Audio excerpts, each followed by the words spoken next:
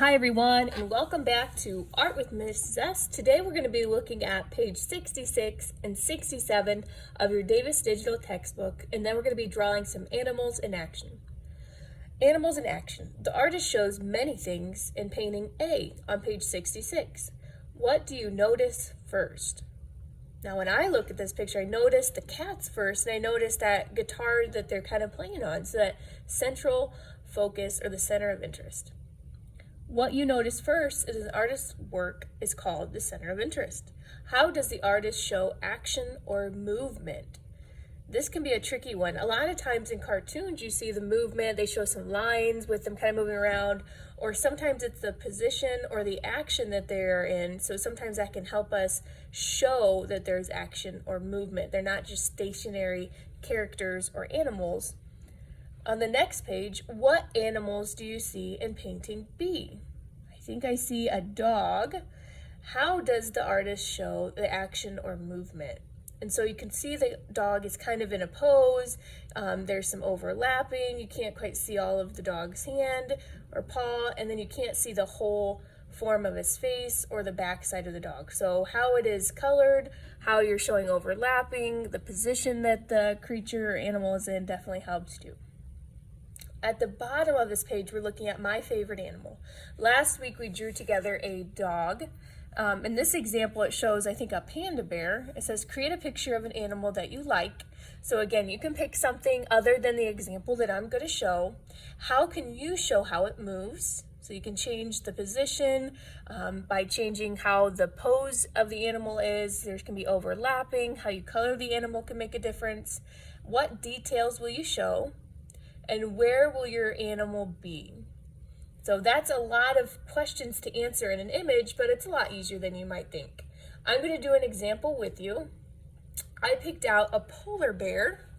So if you want to get something to draw on and draw with, I'm going to be doing a polar bear, but you don't have to do a polar bear in action here. You can do a different creature.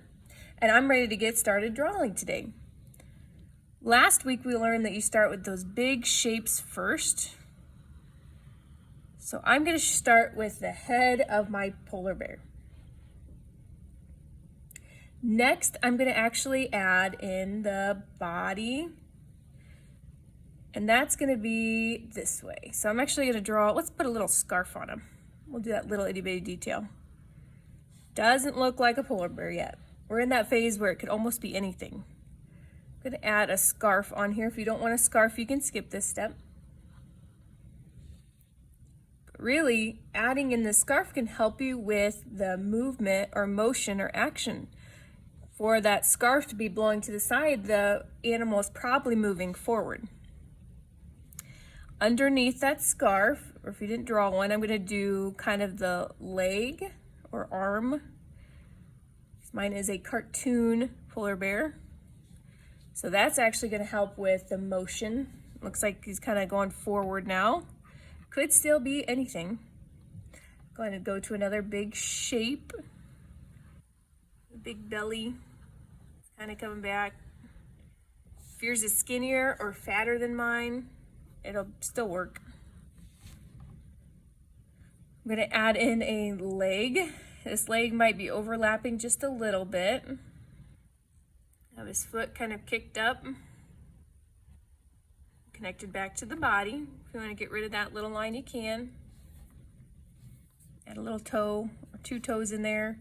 And my polar bear is going to be ice skating, so I'm going to add an ice skate on here. Just a very simple one with two lines, and then it kind of curves down and up like a J or a candy cane. All right, I'm on to my next leg. This leg's going to be kind of planted down. It's touching the ice. I'm going to add more of the foot or paw. This one's wearing an ice skate too, so I have to go down. Those two lines down makes a simple ice skate. I'm going to do that J or candy cane shape on the side. It's starting to come together a little more now. It still could be almost anything. It could be a person or even a snowman skating now. I'm just going through and fixing some of my lines. You're more than welcome to do that. I can even add a few details before I get into the face. I can add some details onto my scarf. That way it looks more like a scarf to me. You could add these little frilly things on the end too. And I'm ready to finish up the face of my polar bear. It's gonna really help out with the look of my polar bear too. Let's go ahead and do the eyes first. We're gonna do 2 circles. You can make the expression anything you want, just like we did with your dog. It could be happy, sad, angry, confused, lost. 2 big eyes. The nose is really going to help out with making this look more like a polar bear. So it kind of comes down a little bit to a point almost like a heart would. And I'm going to give him, he's happy, so he's skating. He's going to have kind of this little smile. You can add in eyelashes and eyebrows. I'm just going to give him 2 very subtle eyebrows. And let's give him some ears, or her some ears. Ears kind of go out more wide. They're not really pointed or droopy like the ones we did last week. You can add in little lines inside of the ear. You could change this very easily into a fox or a dog or a cat if you wanted. This is a cartoon, so it makes it a lot easier. And I'm going to give mine a hat. You don't have to give yours a hat. I'm going to have it kind of match the scarf. And go up, over. It's got this big pom-pom on the end. There you go. Now, as I always say, we gotta actually create some action there. You could add another arm over here if you want. I'm gonna have where my arm's kind of back, so he's kind of skating back a little bit like he's leaning forward. You could add in some lines that make it look like he's going forward even more. And just like with anything else, give your polar bear, or whatever skater you chose to do. I tried to keep it very simple, so if you wanted to change it to a different animal, you could do that very, very easily. We just want to show this animal in action. So they're ice skating. You could add in other characters. You can put a penguin in here. You can add yourself, do some snowflakes. You could have an igloo back here. You can have some people having a snowball fight, or some animals having a snowball fight. You could add someone ice skating.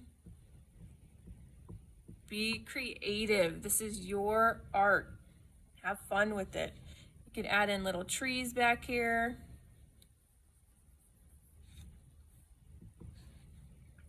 Anything you can imagine. These are details. Those are extra. Kind of set the tone.